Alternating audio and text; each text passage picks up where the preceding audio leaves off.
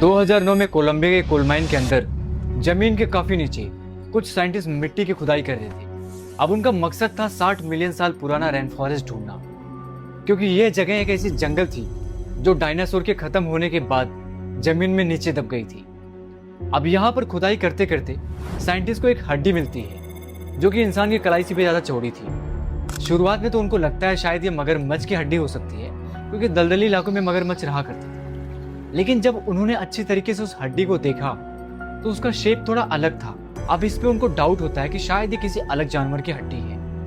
और रिसर्च करने के बाद जो सच सामने आया उसने पूरी दुनिया के होश उड़ा के रख दिए, क्योंकि ये हड्डी एक ऐसे जानवर की थी जिसके बारे में दुनिया में किसी को नहीं पता था। ये था टाइटनोबोआ। अब जहां पे ये फॉसिल मिला था ये कोई नॉर्मल जगह नहीं थी, ये एक रेन फॉरेस्ट था। और जैसे जैसे धीरे धीरे नीचे खुदाई होती रही तो यहाँ पर कुछ ऐसी चीजें मिली जो वैसे के वैसे ही बनी थी, जैसे मछलियाँ, कछुए और पत्ते जो कि जमीन के नीचे काफी टाइम से दबे थे, वो वैसे के वैसे ही बने थे। और उसी मिट्टी में छुपा था टाइटनोबोआ का फॉसिल। अब जितनी खुदाई होती जा रही थी उतना ही ज्यादा हड्डी सामने आ रहा था। अब वैज्ञानिकों ने सारी हड्डियों को इकट्ठा किया और इकट्ठा करने के बाद मेजरमेंट बनाने लगे कि आखिर ये सांप कितना बड़ा रहा।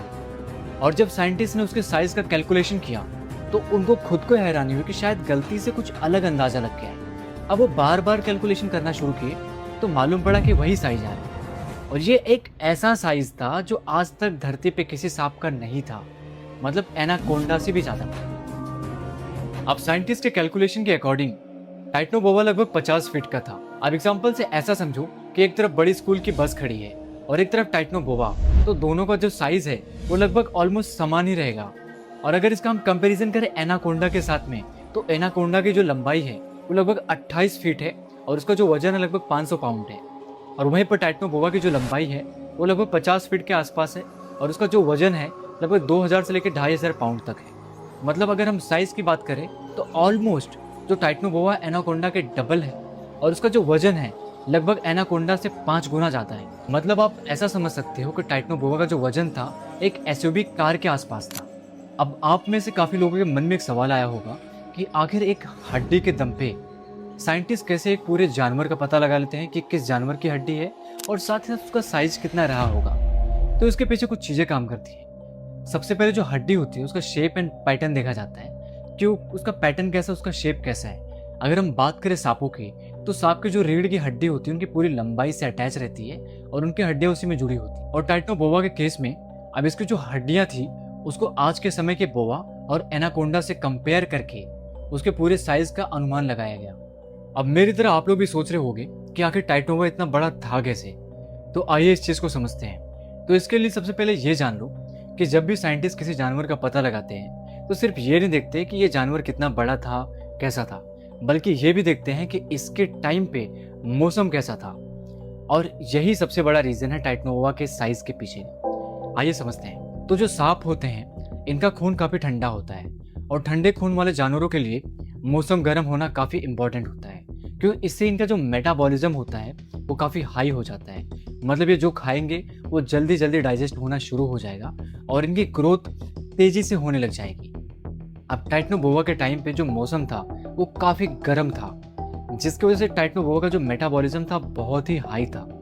मतलब जो भी खाता वो फटाफट डाइजेस्ट हो जाता था। अब इसे बेहतर रूप से समझने के लिए आइए उस समय में चलते हैं। पेलोसीन का जमाना है।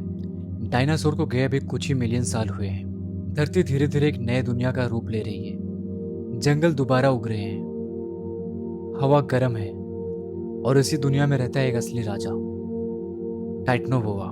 कोलंबिया के उस हिस्से में साल भर लगभग तापमान 32 डिग्री सेल्सियस के आसपास रहता है, बिना किसी सर्दी, बिना किसी राहत के। ये एक ऐसा रेन फॉरेस्ट है जो कभी ठंडा ही नहीं होता। रात हो या दिन हो, हवा हमेशा गर्म महसूस होती है, जैसे जमीन के नीचे कोई आग लगा रखी हो। और इसी गर्मी में जीव जंतु और भी ज्यादा बड़े होने लगते हैं। और इस गर्मी का सबसे ज्यादा फायदा होता है ठंडे खून वाले जानवरों का। उनका शरीर ज्यादा एक्टिव रहता है और इसी वजह से टाइटनोबोआ जैसा विशाल सांप मुमकिन हो पाता है। टाइटनोबोआ जैसा साइज तभी पॉसिबल है जब धरती लाखों सालों तक लगातार काफी ज्यादा गर्म रहे। अब जैसा मैंने आपको शुरुआत में ही बताया था कि टाइटनोवा के फॉसिल जहाँ पर मिले थे, सिर्फ टाइटनोवा ही नहीं बल्कि कुछ पत्ते, कुछ कछुए और कुछ अन्य जानवर के भी फॉसिल्स मिले थे। तो इन सबको मेजर करके, इन पे स्टडी करके मालूम पड़ता है कि वो टाइम का मौसम कैसा था। अब फिल्मों की तरह आप ये इमेजिन मत करो कि एनाकोंडा जमीन पे भाग रहा है और भाग के अपना शिकार कर रहा है। टाइटनोबोआ असल में जो अपना शिकार करता था वो पानी में करता था। इसका स्वभाव लगभग मगरमच्छ की तरह था। अब टाइटनोबोआ करता क्या था, वो घंटों तक पानी के अंदर छिपा रहता था और वो शिकार के आने का इंतजार करता था और वो शांत बैठा रहता था, बिल्कुल भी नहीं हिलता था।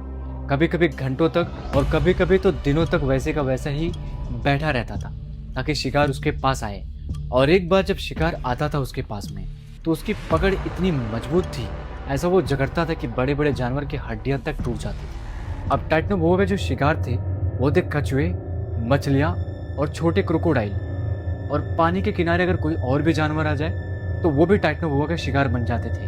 अब एक बड़ा सवाल जो हर कोई पूछता रहता है कि अगर टाइटनोबोआ इतना बड़ा था, इतना ताकतवर था, तो आखिर वो मर कैसे गया, वो खत्म कैसे हो गई और ये टाइम पे टाइटनोबोआ जिंदा क्यों नहीं है? तो इसका जवाब है मौसम। जैसे जैसे धरती का टेम्परेचर धीरे धीरे नॉर्मल होता गया, मौसम बदलता गया, तो बदलते मौसम के साथ में टाइटनोबोआ अपने आप को ढाल नहीं सका।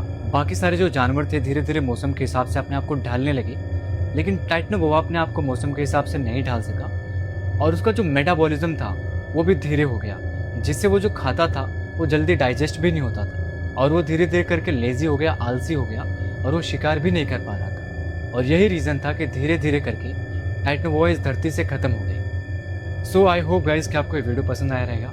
अगर आप मुझे पहली बार देख रहे हो तो चैनल को सब्सक्राइब कर लो एंड अगर आप कुछ कहना चाह रहे हो डेफिनेटली आप कमेंट में बता सकते हो। बाकी वीडियो अगर आपको पसंद है तो लाइक कर लो। मिलते हैं अगले वीडियो में, तब तक के लिए बाय बाय।